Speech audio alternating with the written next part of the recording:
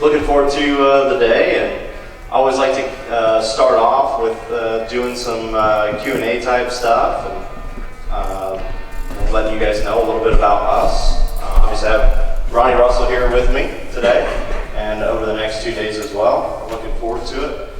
First off, I want to thank Mark and Tigard Bowl for having us out. Let's give them a round of applause. So, I don't like to stand up here and talk about myself, even though Ronnie would say it different. I like to just open it up to you guys, open it up to the floor, let you guys ask some questions.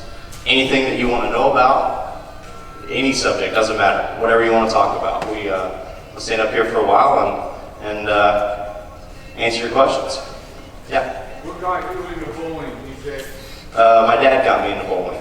He bowled a little bit on regional tours back in late 80s, early 90s. He spent one summer on the summer tour, decided he didn't like being away from home that much. So he came home, got a factory job, but my dad's the one got me into it. My parents have owned a bowling center since 1998. And then me and my brother just took over the bowling center at home from them this summer. When did you know that you really wanted to pursue bowling as a professional career? When I watched Jordan Spieth hit a golf ball. Because I wasn't good enough to play golf. You gotta tell me story. You can't just say that. Oh, why? I can't. So, I actually went to college to play golf. I had no ambition to be a professional bowler. I never bowled in college. I went to a D1 school, played golf, but prior to that, I qualified for US Junior Am, Junior PGA. When I played the US Junior Am, Jordan Spieth was defending champion. So I go out and hit balls in the range. It's 5 or 6 o'clock in the evening. I was the only one out there. Guy comes walking out, starts hitting balls. It was Jordan Spieth. And he's, 30, 40 yards down the range for me. I get done with my session, and I just kind of sit back and watch him hit balls. And it was for the next 30 minutes. He didn't miss. And I'm like, I looked at my dad and said, I don't think I'm good enough. And I went to college, tried to play, and those guys are unbelievably good. And when I decided I wasn't good enough to play golf, I couldn't make money doing it, I decided I was going to bowl. So I went on tour, got my card in 2012, and here we are now. Would you recommend bowling for college? Absolutely, especially if you're a female. It is so easy to get money to go to college through bowling. It's one of the things that even bowlers themselves don't realize how much scholarship money there is to be had going into college programs. My wife went to Vanderbilt to bowl, NCAA school. She got all kinds of stuff, and they got the school paid for new shoes for them every year, and like all kinds of that kind of stuff. They got everything they wanted. It was crazy. So, especially if you're a female, it's very advantageous to be good at bowling, or just be decent at bowling. You don't have to be that good, honestly, to get a scholarship to go bowl in college and get basically a free education. So this question for you and Ronnie. Is there a moment, like early on in your careers, that you felt like you were starstruck against somebody you're bowling at? Like the first time when you're bowling against somebody of a high caliber that you just thought you would never be bowling against, but then you realize, hey, I'm over the hump, I'm here now. I made it. Yeah, that moment for me was actually before I turned professional. 2011, I bowled the US Open, and I made match play. And I bowled, it was the year Norm Duke won the US Open. So I bowled him in match play, and Norm was like one of my favorite humans on the planet. And he's just unbelievable bowling, but He was starstruck when he bowled me in match play that year. yeah, I don't even remember bowling you in match play. I probably lost to you though. Yeah, that year was awesome. And then when I made my first TV show, I bowled Bill O'Neill on my first show. And the match before me was, I think Bill was bowling Pete Weber, and then Bill beat me to bowl Norm. So I was sandwiched in between Pete and Norm. I never got to bowl either one of them on TV on a match. And it's like, not one of those things that I regret, but I just wish it would have happened just one time to say, hey, bowled Norm or I bowled Pete. I had a couple of chances to bowl Norm and wasn't able to get into the match. But you know, it was really cool, like early on, being able to bowl against guys like that. But I don't know if there was like a I don't belong here.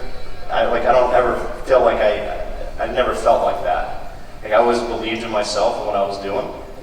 And I knew it was just going to take time for me to learn how to bowl on tour and learn all the nuances that come with it. And eventually, you know, I would have success. It took me a lot longer to have success on TV than I wanted it to. But, you know, just kept putting myself in those positions. And, you know, I always felt like I belonged there. I didn't have time to get starstruck. My first TV show, well, I'm not going to count the doubles as my first TV show, but my first singles TV show, my first match was Pete Weber. And I beat him, and after that, I thought the world was going to be easy, and I beat Bill O'Neill just after that. And yeah, Bill had made 7 TV shows up to that, and he won his first title against me because I couldn't pick up a spare. So, but no, like as far as starstruck, I remember back in college bowling, it was years ago, and I'm bowling a tournament. I won a spot in a tournament down in Louisville, and Chris Barnes walked in. I'm like, man, his head is way bigger than I thought it was. I was like, yeah, you just see people on TV. Like everybody thought I was tall on TV until they see me bowl against West Malott. So a lot of us we're not that big, other than like maybe Sean, Marshall, Wes. Like everybody's pretty much our size. So Yeah. What's your all-time favorite ball? No shot. All time? It? Oh, yeah. How about you? Forza. Okay. The original? The original. What was your first bowling ball? Black Beauty. I don't remember. That was mine too. I mean, Because you guys don't go for things. Now, there's a lot of things that we can teach there. Like bowling balls, all those kind of one-step drills. That's the kind of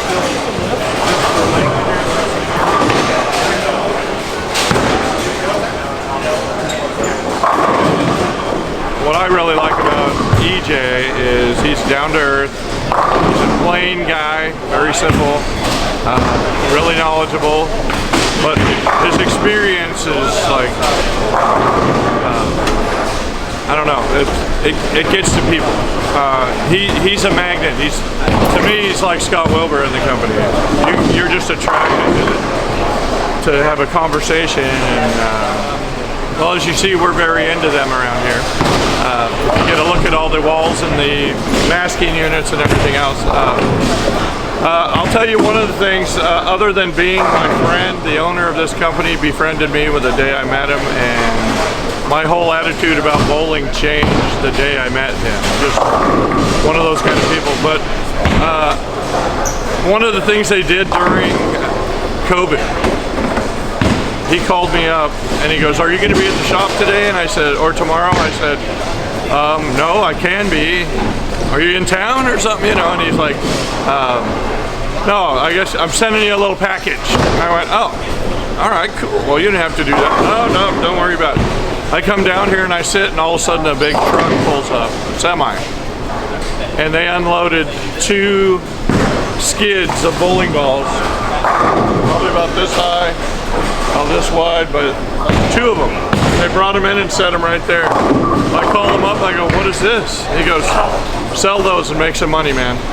You know, it was just amazing that he would reach out.